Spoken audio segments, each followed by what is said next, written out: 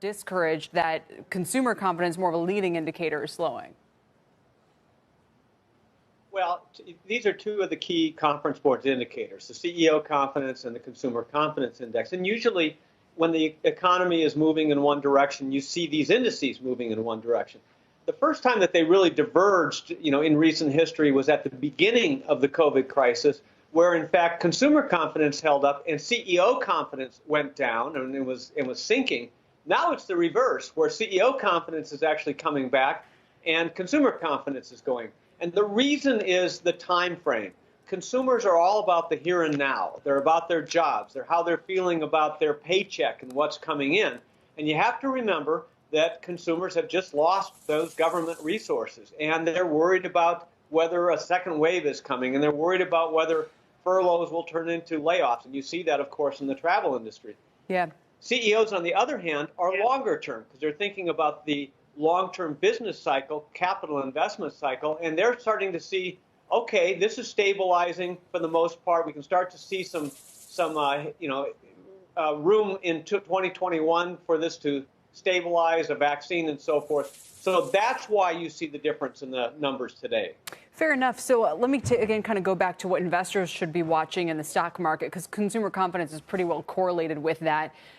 Could we see a nice healthy rebound in September because the COVID numbers have been coming down despite some of the college outbreaks? There's kind of some trends in the right direction. We heard this big FedEx announcement about hiring, which is kind of emblematic of the holiday season. So, should we expect that to be on the mend, or should we expect that CEO confidence follows suit and tumbles down? No, I'm a little worried about the consumer confidence. It depends on the bill. I mean, if you could reinstate these unemployment benefits, it doesn't have to be $600 a week, but if you can reinstate something here and make them confident that they've got some cash flow, we're good for the holidays. If not, the holidays are at risk here. There is some short-term, you've got Amazon, you've got FedEx, UPS, the usual players, starting to staff up for a holiday season, but that holiday season would be much reduced. CEO confidence is mostly going to affect next year and capital investment and, where that's going. So that's not a short-term 2020 situation. We've got to watch the consumer confidence, and that's why this bill running through Congress is so important. Yeah, and I know you obviously think it's really important to have those liability shields as well for companies so that hiring can continue. But let's talk about some of the industries where we are seeing a rebound and some where we aren't. Where are the jobs and where are they not going to be for some time, do you think?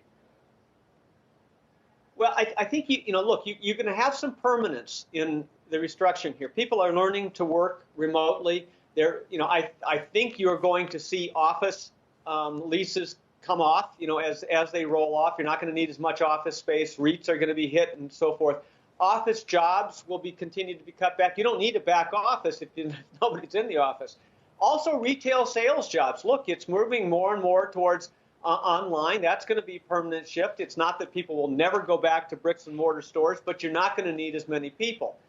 Air travel and hotel jobs, the whole travel industry, that's going to come back, but it's going to take several years. So that's a medium-term problem.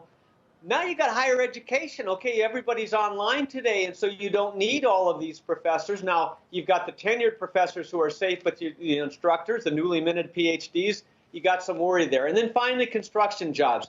Residential is going to continue to stay up as people are moving from dense urban areas, apartments, to suburban areas, again, houses. But I think you're going to have an issue with commercial construction, particularly malls, shopping centers, and those in office buildings for some time.